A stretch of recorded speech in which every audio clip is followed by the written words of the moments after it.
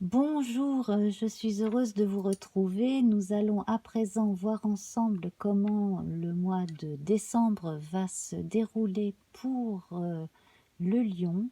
Alors cela fonctionne avec le signe solaire bien entendu, avec l'ascendant, la lune dans le signe et également un amas planétaire intéressant dans le signe en question.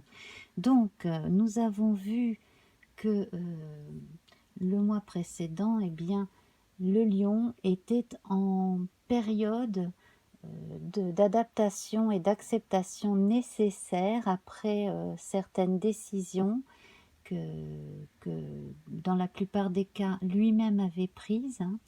Donc cela pouvait être un changement de lieu de vie, un changement de métier, euh, un changement de fréquentation de certaines personnes aussi, enfin voilà. Et puis, bon, certaines pilules qui n'étaient pas encore passées, dans le sens où on avait encore du mal à pardonner à certains, voire à se pardonner à soi-même aussi. Donc ça concernait une petite partie d'entre les lions.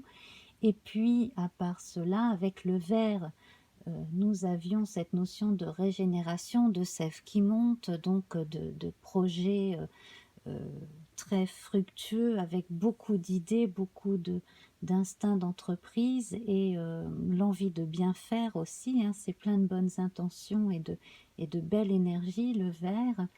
Tandis que Gébo, rune qui ne se retourne pas, eh bien elle évoquait la nécessité de se sentir libre, que l'on soit seul ou que soit en couple ou que l'on travaille seul ou en partenariat, on a toujours besoin d'un espace de liberté entre soi et l'autre, surtout de liberté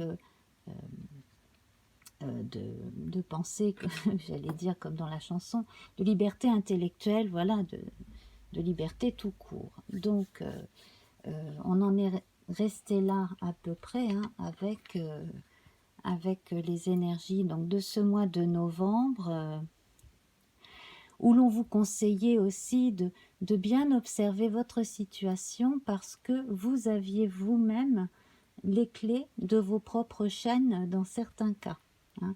Alors ce qui est intéressant, c'est de constater qu'après résolution théosophique, à partir des nombres que j'ai relevés dans les 13 précédentes cartes, donc j'en suis arrivée au nombre 12 qui est associé au pendu dans le tarot de Marseille. Donc justement, le pendu, il se met de côté de façon à réfléchir à sa situation, à la regarder sous un autre angle et à essayer de faire la part des choses avant de sentir la révélation et peut-être ensuite, après être sorti de son silence, pouvoir révéler à autrui ce qu'il a compris. Et justement, le fait de devoir prendre conscience que parfois on a nous-mêmes des chaînes que l'on sait, que l'on a bouclées soi-même, ça fait partie de ce type de révélation. Alors ce qui est intéressant, c'est que le pendu, le 12 nous donne le 3 et l'impératrice. L'impératrice qui, elle, est enceinte. Donc là, le pendu, il est ici comme un enfant à naître. Donc une fois que l'enfant sera né, quand l'impératrice pourra à nouveau parler et se mettre debout, voilà.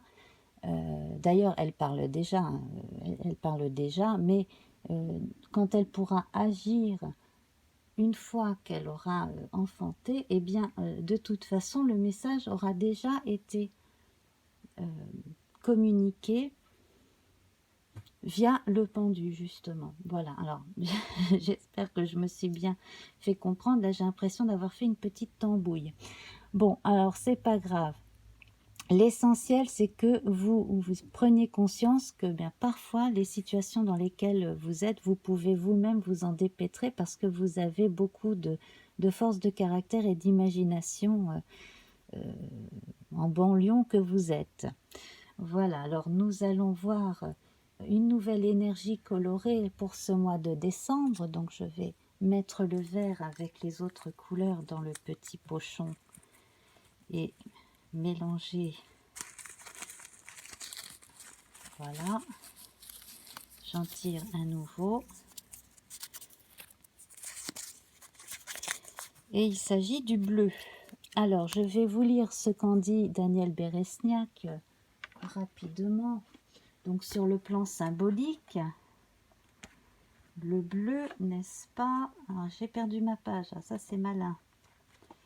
Et oui, alors donc c'est un livre qui est paru dans les années 80-90, ça s'appelle l'ABC des couleurs. Donc le bleu nous parle de sagesse divine manifestée par l'esprit. On parle du souffle divin, de l'éther, donc ça c'est pour les gens qui étudient la partie la plus mystique de leur religion. On parle de calme, du ciel, de l'air, de la pureté, de l'immatérialité, de la méditation, des yeux, de la loyauté, de la sincérité, ça c'est très lion, de la félicité et de la féminité. Donc le côté yin de la couleur bleue. D'ailleurs la couleur bleue, elle est affiliée à Marie, la mère de Jésus, dans la religion catholique, enfin plus largement chez les chrétiens de toute manière. Voilà.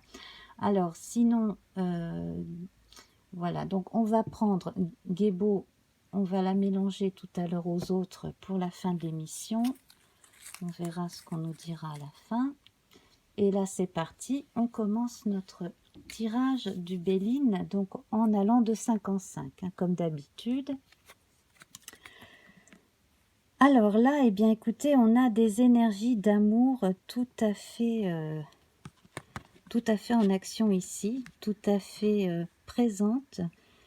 Alors, il s'agit d'amour de façon générale, de romantisme bien entendu, pour ceux qui sont de grands romantiques. Là, c'est une période probablement où il va y avoir beaucoup d'aspirations, de rêveries. Nous allons voir comment elle est aspectée. Sinon, dans les autres grandes lignes, c'est aussi l'amour en général, l'amour de l'autre, l'amour des gens proches, voilà. C'est un amour innocent aussi, ça peut être une amourette entre deux enfants aussi, voilà. Alors ici, on a la sagesse à côté de l'amour, donc là, ce serait beaucoup plus... ce serait plus l'amour et la sincérité entre deux personnes, ce serait beaucoup plus l'amour dans la sérénité aussi. On sait exactement avec qui l'on est, pourquoi on est avec la personne. Si on est seul, c'est parce qu'on sait exactement avec quel type de personne on veut être. On est quand même en accord avec soi-même quand il est question d'amour. Alors, 1, 2, 3, 4, 5... Alors certains se préparent à retrouver les pénates de leurs parents. Ça c'est normal, c'est bientôt les fêtes. Bon, je vais poser le pendu là, on n'en a plus besoin. Je vais garder l'impératrice avec nous. Voilà. L'impératrice qui nous pousse justement à communiquer de façon plus juste.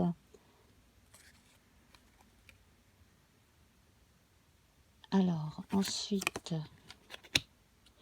Oui, donc là, en fait, toutes les énergies vont être fixées vers la réunion de famille de la fin d'année, bien entendu, surtout pour ceux qui rassemblent comme ça plusieurs membres de la famille. On a énormément de convivialité ici, de générosité, donc là, je verrais bien que ce soit vous, quelqu'un de proche de vous. En tout cas, c'est très lion, le fait de rassembler et d'organiser comme ça des réunions très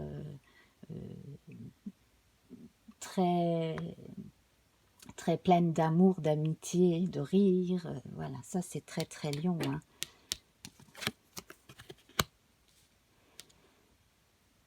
Alors,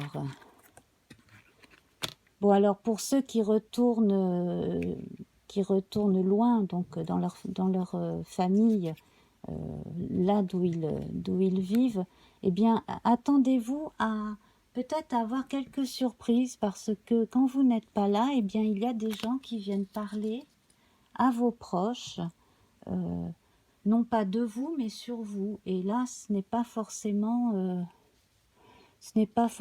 super sympa.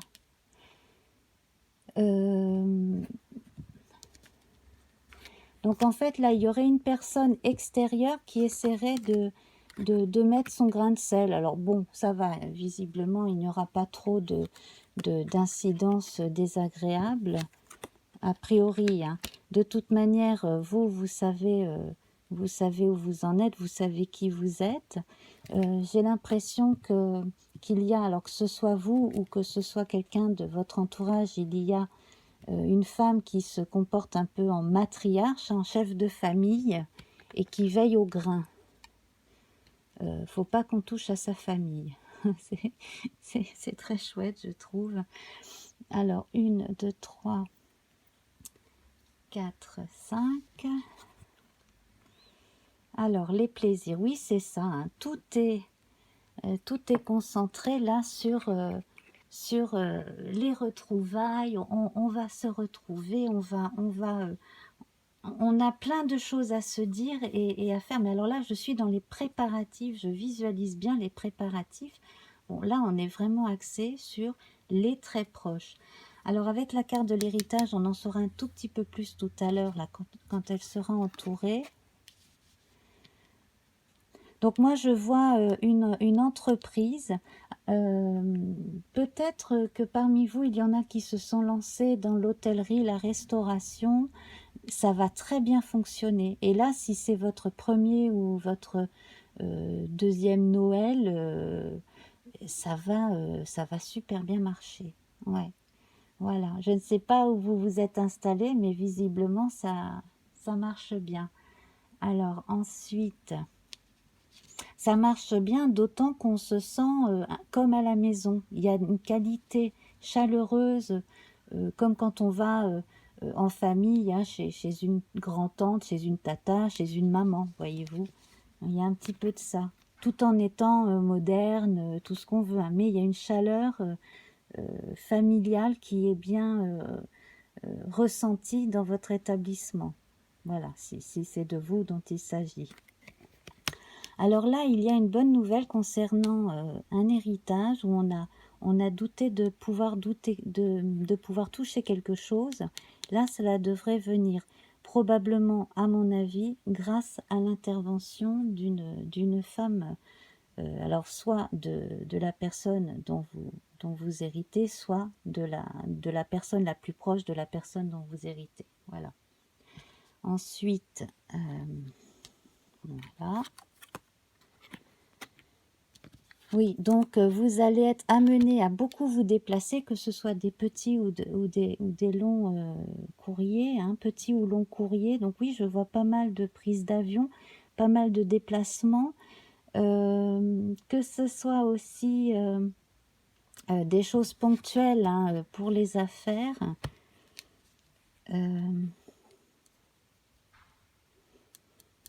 La seule chose là, c'est que...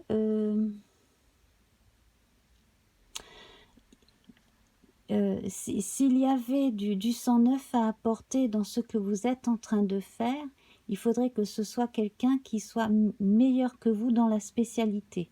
Voilà, hein. Il faut toujours prendre le meilleur du truc pour avancer au mieux. Alors, je ne vois pas trop ce que je pourrais rajouter. Visiblement, là, les histoires... de freins que l'on voyait au mois de novembre, là, elles ne paraissent pas ici. Donc bon, peut-être que certains parmi vous ressentent encore quelques freins. Mais à mon avis, voilà, ça va être gommé par cette ambiance-là de fête de fin d'année, hein, qui se prépare. Vous êtes vraiment dans une période où, justement, là, vous allez profiter de l'hiver pour bien... hiberner entre guillemets, hein, bien vous retrouver entre vous avec les gens les plus proches. Pareil, hein, au niveau de vos activités socio-économiques. Hein. En tout cas, ça marche bien, vous avez le vent en poupe, on vous admire, on vous aime beaucoup. On veut tirer les choses au clair avec vous aussi, quand par moment il peut y avoir voilà, certaines frictions. Alors, les frictions sont plutôt là en famille, hein, voilà. Donc, il peut y avoir des prises de bec, bon, comme il peut y avoir dans toutes les familles. Voilà, bah, justement, on n'a que des oiseaux, là, en plus, en parlant de prise de bec. Bon, puis sinon, oui... Non, les choses devraient bien s'arranger et puis vous allez toujours trouver une façon équitable aussi d'arranger les choses parce que là, on vous demande de faire la part des choses et d'œuvrer avec sagesse, d'où le fameux pendu aussi dont on parlait au départ. Voilà. Alors, on va regarder quelle rune va sortir. Donc, je prends... Je la mélange et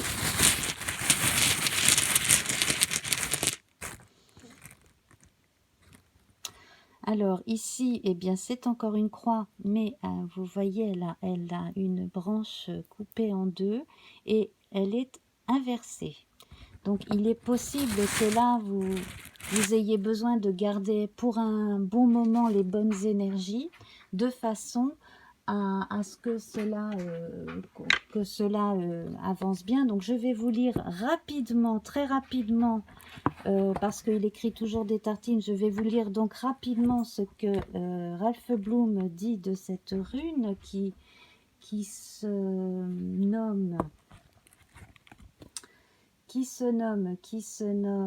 ça y est, j'ai perdu le fil.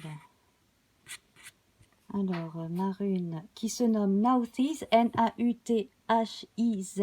Donc, comme je vous disais, elle est inversée. Donc, je vais vous lire une partie de ce qu'en dit Ralph Bloom aux éditions Robert Laffont. Donc, c'est une rune du cycle de l'initiation. Elle est un grand instructeur caché sous le déguisement de celui qui peut apporter des limitations. On dit que ce n'est qu'en atteignant cette profondeur des ténèbres que l'on peut prendre conscience de la lumière intérieure qui nous aide à reconnaître notre véritable pouvoir créateur. Voilà mes amis, je vais en rester là. Je vais vous laisser méditer donc sur cette dernière phrase. En tout cas, profitez bien des fêtes de fin d'année. Je vous fais plein de bisous et à très bientôt. Au revoir.